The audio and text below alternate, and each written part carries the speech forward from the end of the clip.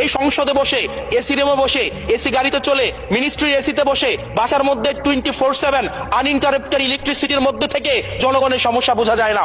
আমরা এই পার্লামেন্টের পরে আমরা শুধুমাত্র মত প্রকাশের স্বাধীনতা নয়, আমরা দ্বিমত প্রকাশের স্বাধীনতা চাই। আমরা এখানে দাঁড়িয়ে মাননীয় প্রধানমন্ত্রীর সমালোচনা করতে চাই।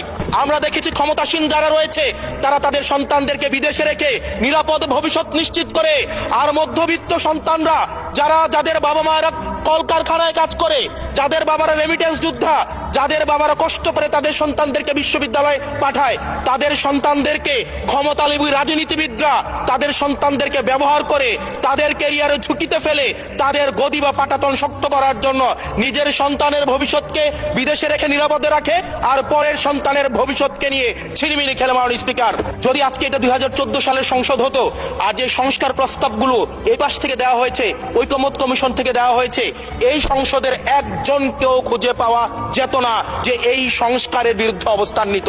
এই সরকারি দল এবং বিরোধী দল একটা আপেক্ষিক বিষয়। আপনারা এই পাশে ছিলেন, এখন সময়ের পরিক্রমায় ওই পাশে গিয়েছেন, আমরা এই পাশে আছি।